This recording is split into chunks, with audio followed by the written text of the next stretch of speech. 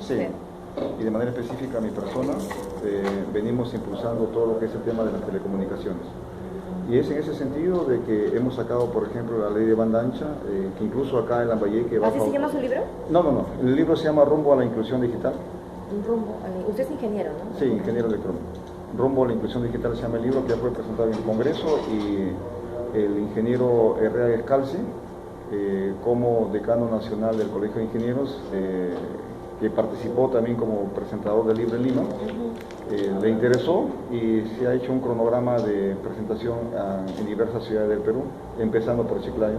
La próxima semana estaremos también en el Colegio de Ingenieros del Cusco. ¿Usted lo presentó en el Colegio de Ingenieros? Sí, anoche hemos presentado. Ya. Anoche hemos estado en el Colegio de Ingenieros y también hemos estado ayer en la Facultad de Ingeniería Mecánica Eléctrica. ¿De qué universidad? De la Universidad Pedro Regallo. Y hemos estado eventos académicos intensos ayer acá en Chiclayo. Ya. O en Lambayeque. ¿Cuál es lo que comprende este libro? ¿Cuál es la, El libro contiene dos la partes. información? La primera parte contiene lo que son de iniciativas legislativas que ya han sido aprobadas, dictaminadas en la Comisión a telecomunicaciones. Por ejemplo, la primera ley, la ley de banda ancha. Ley de banda ancha. La segunda ley, la ley de competencia de telefonía móvil. La otra ley Por favor, competencia. de competencia de telefonía móvil. La otra ley que tiene que ver con alfabetización digital, con gobierno electrónico, con telemedicina y el Instituto del Software y el sistema satelital. Alfabetización. Digital. ¿Y qué más? Y el tema satelital Satelital. y el tema relacionado con el gobierno electrónico. Gobierno electrónico. Gobierno electrónico. Y en este libro... Todos aprobados. Bueno, todos dictaminados y aprobados. Ya. Incluso ahí también después me gustaría conversar algo específico aquí en Lambayeque. El tema relacionado en este libro también han escrito personalidades como el viceministro Raúl Pérez Espejo, también ha escrito Gonzalo Ruiz y Mariano Pucho sobre el voto electrónico. Gonzalo Ruiz. Sí, Gonzalo Ruiz, presidente de OCIPTEL, y Mariano Pucho, que él es presidente Mariano de... Pucho, así sí, su apellido. Sí, Pucho, Pucho. que es presidente de la OMPE. Ya. Y de manera específica, antes que continuemos, me gustaría hacer, por ejemplo, no sé, a ustedes acá en Lambayeque, yo me he quedado un poco sorprendido, pero sí algo asombrado de que no conozcan acá en la región de Lambayeque de la red regional que ya ha sido No, adjudicada. muy poco se ha difundido esa Sí, información. entonces ayer también lo hemos puesto, Sobre ¿cómo se llama? en la red regional de fibra óptica de la región Lambayeque. O sea Red que, regional de fibra óptica. ¿qué ¿Qué sucede? consiste? Consiste en la que la fibra óptica, que es un medio de transmisión de banda ancha, eso, así como se está haciendo el despliegue a nivel nacional de la fibra óptica dorsal, ahora estamos impulsando lo que son las redes regionales. Y a nivel nacional hay 4 regiones que han sido adjudicadas. En un primer bloque, que está Lambayeque, que está Ayacucho, que está Cerro de Pasco y está Huancavelica. Y en un segundo paquete está en proinversión ya la red regional de Tumbes, de Piura y de Cajamarca. Tumbes, Piura y Cajamarca. En un segundo bloque, que ya está... Aún no está. No, pero está en proinversión para que lancen el tema de la adjudicación, la licitación pública. Pero en el caso de Lambayeque ya ha sido adjudicado. Y la fibra óptica... ¿A través de quién? ¿Del gobierno regional? El gobierno regional firmó un convenio con el FITEL, que es el Ministerio de Transportes y Comunicaciones, pero Con el ministerio, me dice, ¿no? Sí, pero luego el que ha hecho la adjudicación, la licitación pública, es la proinversión. Y entiendo que aquí en Lambayeque, para Lambayeque ha sido adjudicado Telefónica, creo. El objetivo es que la fibra óptica llegue hasta Cañaris, llegue hasta Incahuasi, es decir, que va a favorecer como a 332 localidades y centros poblados aquí en la región Lambayeque por un monto de inversión de aproximadamente 69 millones de dólares. Por eso lo de la adjudicación, Claro, por ese monto. ajá, por ese monto. Y eso va a permitir... ¿De dólares. Y eso va a permitir que haya un despliegue de beneficiarios de aproximadamente 250.000 pobladores. En toda la región. De toda la región. 250.000. Y sobre todo fundamentalmente en las zonas rurales. No va específicamente Chiclayo, no, sino... O sea, ¿eso está dirigido o está direccionado prácticamente a favorecer al sector rural? Al sector rural. Esos 250.000 pobladores viven en el sector rural. Incahuasi, Cañaris, Salas, Tucumé, Íñimo, Olmos, Pacora, toda la zona rural de estas zonas. O sea, estamos hablando de la zona urbano No, porque urbano no, por ejemplo Chiclayo ya no. ¿Por qué? Porque ni Lambayeque. Estamos hablando de los distritos de la provincia de Lambayeque, porque ahí están ubicados Pacora y Momochumí. Y lo curioso es de que cuando llega la fibra... Ferreñafe también, pues, ¿no? Incahuasi, Cañaris, ese Ferreñafe. ¿Y acá algunos distritos de Chiclayo? Sí, de también para las zonas aledañas, ¿no? Por ejemplo, Santa Rosa, por ejemplo, ¿no? Santa Rosa, San José Lambayeque ya. Monsefú, no, San José ya es Lambayeque. Entonces, y es en ese sentido de que venimos acá a explicar... ¿Cuáles son los beneficios de esta red regional? Fibra óptica. La fibra óptica es un elemento de transmisión que permite fundamentalmente para que llegue la información, viaje a la velocidad de la luz. Disculpe, gracias. Es un elemento de transmisión, disculpe. Que permite que la información viaje a la velocidad de la luz. Y eso va a permitir que haya dos variables, alta capacidad y alta velocidad de transmisión. Y lo que va a tener el beneficio... Alta velocidad y capacidad de transmisión. Y eso va a permitir de que incluso haya internet gratis en los colegios y en las postas médicas. En colegios públicos fundamentalmente. Claro.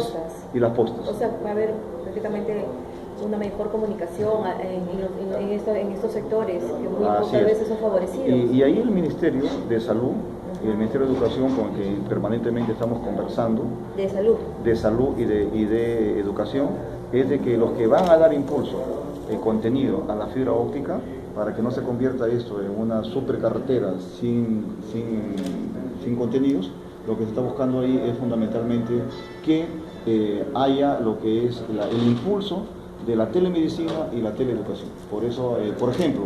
¿Qué es la telemedicina y teleeducación? Por ejemplo, en el tema relacionado de, pongamos a Cañaris, una zona de Cañaris, donde ahí, digamos, una madre va a dar a luz, pero no hay personal altamente calificado. Pero sin embargo, con esta conexión con telemedicina, allá podría estar simplemente un personal técnico auxiliar en salud, y luego desde el Chiclayo, del hospital regional de acá de Chiclayo, se podría monitorear y dar las instrucciones para que ya siga. Es como si el médico que está en Chiclayo estuviera ahí en el propio lugar, pero por supuesto vía telecomunicaciones, y asistir ese parto para que pueda dar. Y eso no solamente... Aunque eso todavía no se da, ¿no? Sí, ya se está dando. ¿Hay partos asistidos a través de telecomunicaciones? Sí, incluso en Lima... No, aquí en Lambayeque, en la región. No, en Lambayeque no. ¿En el país sí? En el país sí. En otra región. En Cajamarca, por ejemplo, ya se está dando, en el hospital regional de Cajamarca. O sea, eso se pretende también claro, para acá, ¿no es cierto? Eso a nivel nacional, y eso por eso hemos aprobado, dictaminado ya en la Comisión de Salud este proyecto de telemedicina para que se convierta eso en una política de Estado. El proyecto de telemedicina en política de Estado. Que se convierta en una política de Estado. ¿Eso tomará tiempo? No, el tema ya está implementándose. Incluso yo soy congresista por la región Cajamarca. Por ejemplo, el 6 y 7 de agosto vamos a estar en Cutervo, ya no con MINSA, sino con ESalud, lanzando la telemedicina para Cutervo, para que pueda ser ya monitoreado desde el Centro Nacional de Telemedicina que ha implementado también ESalud. Pero en Cajamarca ya hay, ¿no? En Cajamarca, ¿En qué otros puntos del país? Mira, ahí está en Arequipa, está en Junín, está en Huánuco. Lo que pasa es que en ESalud y en MINSA han entendido el uso de la tecnología en ese sentido. Y en el caso de MINSA, es importante que se sepa que existe en la maternidad de Lima, donde está el Instituto Perinatal, donde ellos incluso ya han puesto diversos puntos a nivel nacional. En este caso, por ejemplo, en el caso de Cajamarca, y acá en Lambayeque también hay que hacer los esfuerzos para que pueda haber una relación entre este instituto perinatal con la entidad regional, o sea, las postas, ¿no? Correcto, y ahí es importante ya que la DIRESA, la Dirección Regional de Salud, con el propio presidente regional, ya motiven. Y es por eso que la fibra óptica... ¿Y de cuándo está implementada esta red regional? No, recién se va a implementar. No, pero ¿desde cuándo aquí en Lambayeque ya se ha adjudicado? Ya se adjudicó, ha sido adjudicado este año.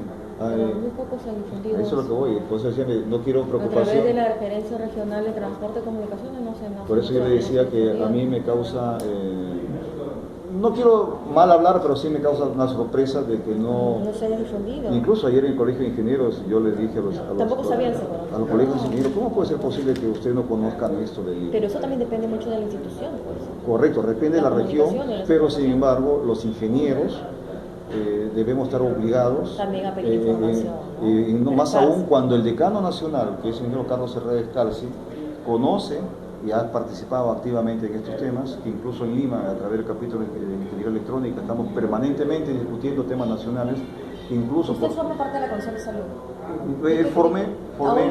Actualmente yo estoy en la Comisión de Ética, estoy en la Comisión de Presupuestos, estoy en la Comisión de Transportes y Comunicaciones, estoy en la Comisión de Ciencia y Tecnología, en la Comisión... Sí, por de ahí vengo impulsando. Por eso este libro que ayer hemos comentado... ¿Y estos datos están inmersos en este contenido? Del gobierno regional de... Sí, no, eso no.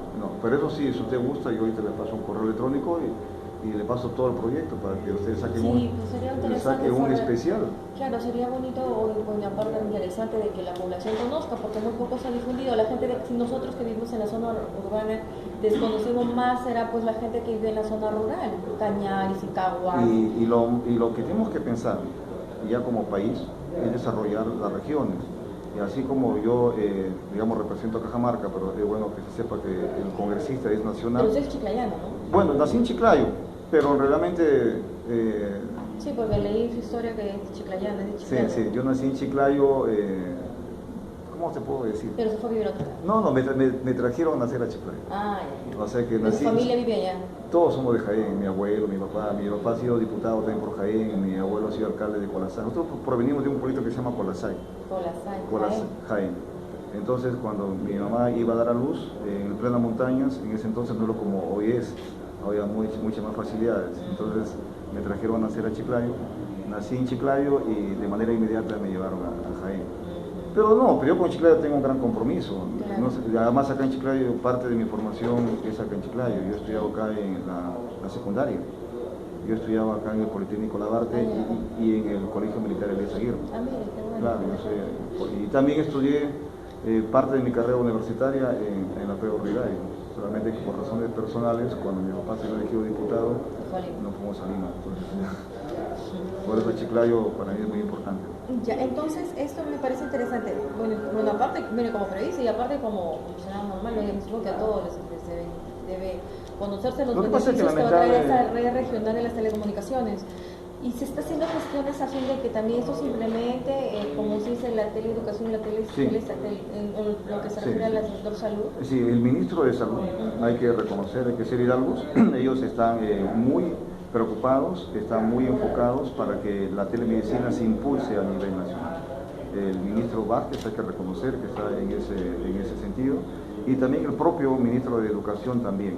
Incluso pero eso para implementar más tiempo, ¿no? Esta regional lo que pasa, logística, supongo. Sí, lo que pasa, lo más difícil es instalar la red.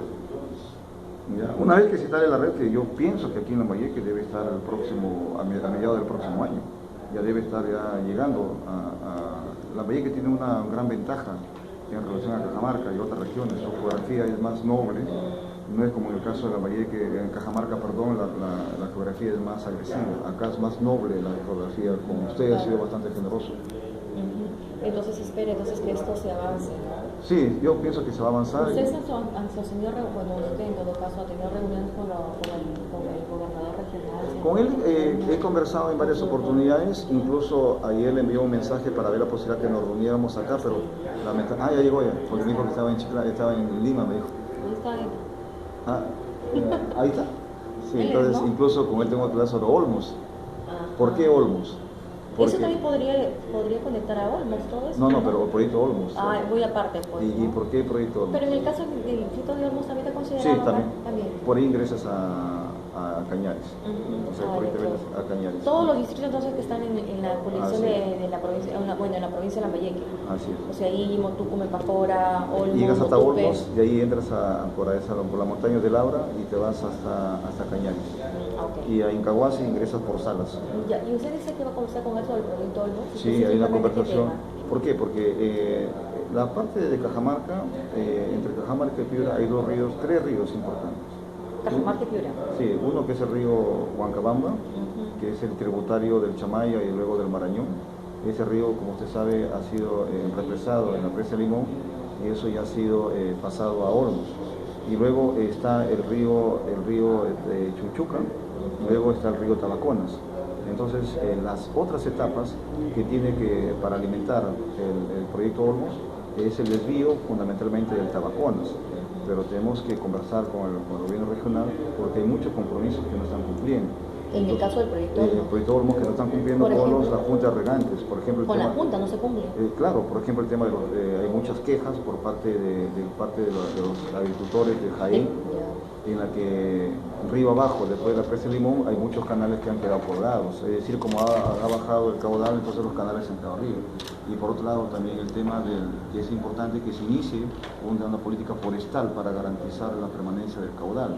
Y por otro lado también cuando se firmó el convenio entre los presidentes regionales de ese entonces, que estaba Jesús Coronel por el lado de Cajamarca y estaba Diego de Simos por parte de Lambayeque, se tomó el acuerdo que a la región Cajamarca en el polígono de distribución le correspondía 1000 hectáreas y hasta ahora no sabemos dónde están esas 1000 hectáreas para la región Cajamarca. Entonces son compromisos que tienen que darse para garantizar la armonía entre la región Cajamarca y la región Lambayeque, porque también nosotros tenemos grandes proyectos de irrigación que necesitamos el agua. No nos estamos oponiendo al desarrollo de Lambayeque, pero sí queremos que se cumplan los compromisos. Que se cumplan los compromisos. Claro, porque si no eso va a generar un conflicto social y ese es un tema que también con el señor gobernador regional estamos pensando conversar.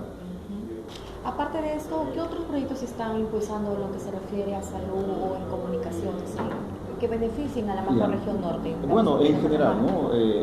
Por ejemplo, está el proyecto relacionado, como te comenté, sobre la competencia de telefonía móvil, que es un proyecto que estamos a la espera que el ministro de Transportes y Comunicaciones ya haga lo que es el tema del reglamento, publique el reglamento. Y ese reglamento es importante que se dé, porque de esa manera la ley entra en vigencia.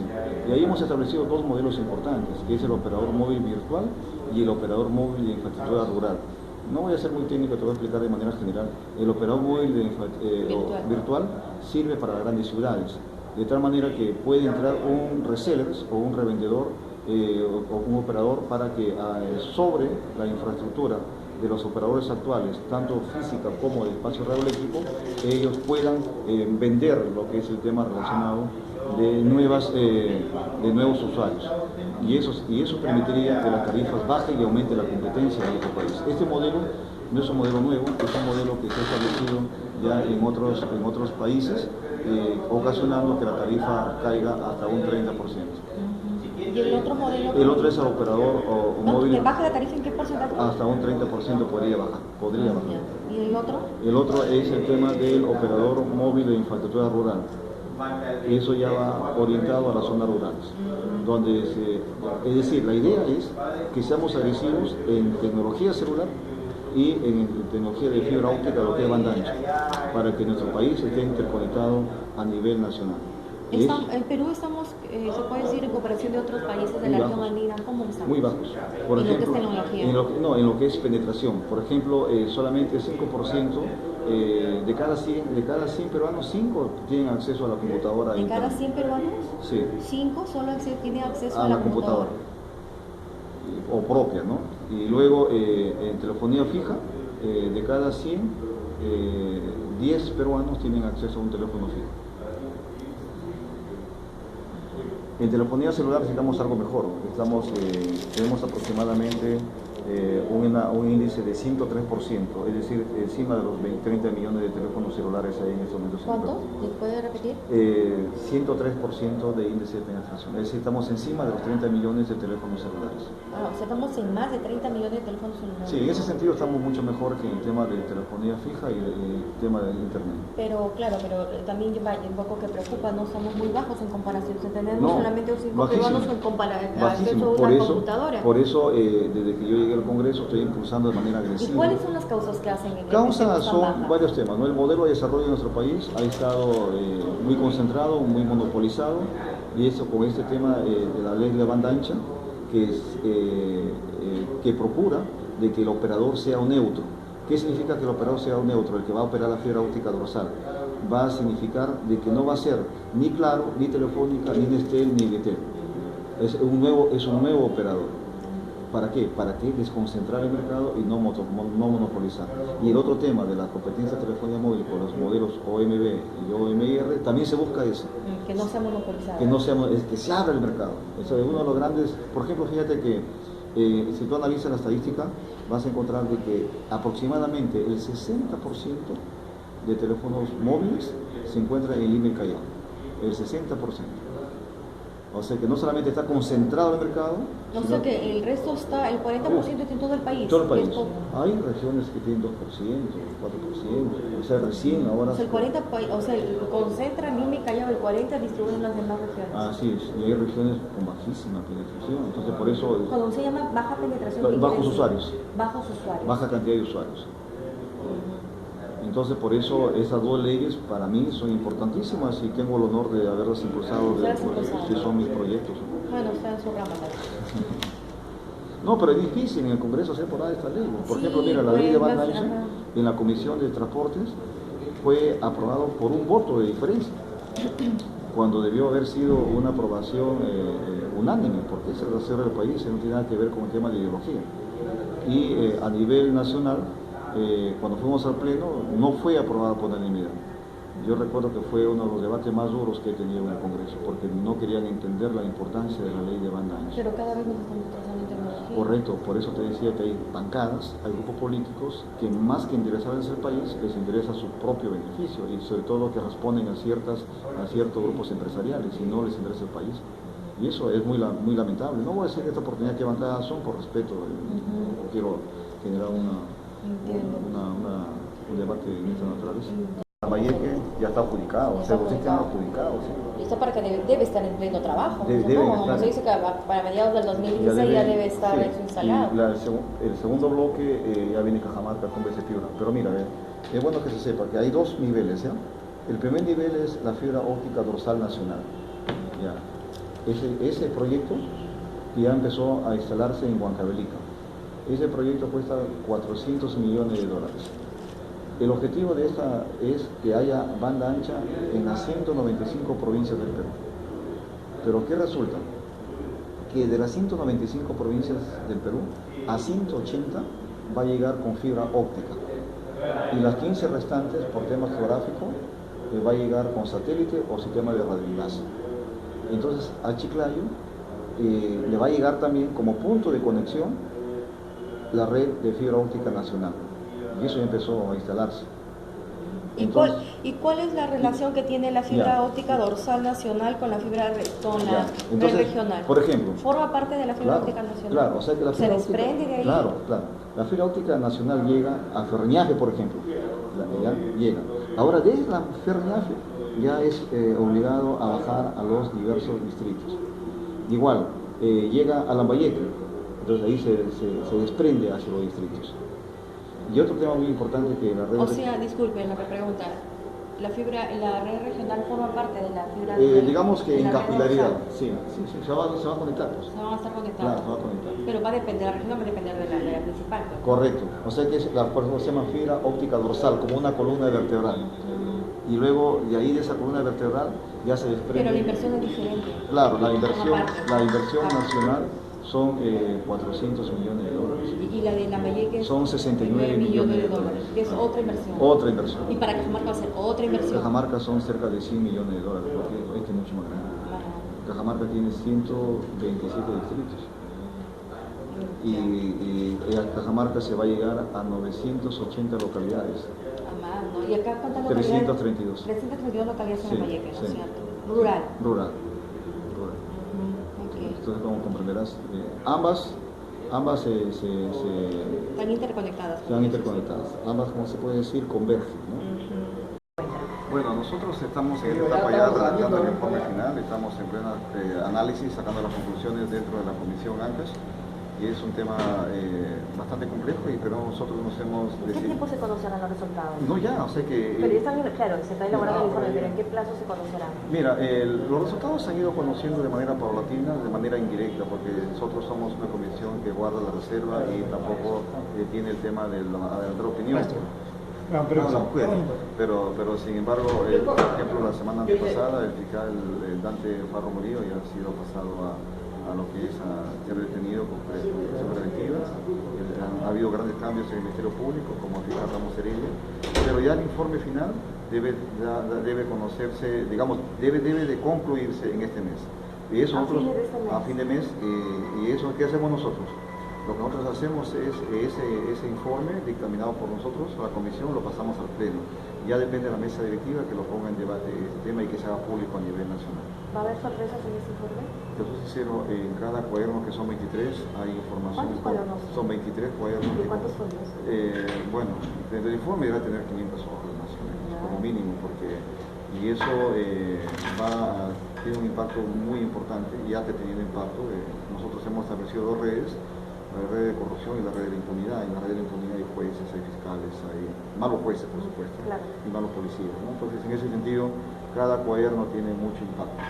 O sea, van a haber sorpresas, van a conocerse de repente más involucrados con los sobre todo por el comportamiento de ciertas instituciones, sobre todo por el comportamiento de ciertos personajes y la cantidad de recursos que se había manejado en años. Ajá. Eso definitivamente que va a haber hechos que van a resultar, que van a imputar hechos, nosotros ilícitos, van a tener que derivarse al Ministerio Público. Sí, hay que derivarlo, seguramente vamos a derivar al Ministerio Público, al propio Poder Judicial y eventualmente también a la Subcomisión de Acusaciones Constitucionales y también al Consejo Nacional de la Magistratura, es decir, que ya lo evaluaremos hacia dónde debe de ir, ¿no? Pero nosotros de manera paulatina hemos ido pasando documentación. Ya se han remitido informes. Claro, por ejemplo, incluso el fiscal de la Nación, en su momento separaron a muchos fiscales de Ancash y de Santa, a fiscales provisionales. A fiscales provisionales. Sí.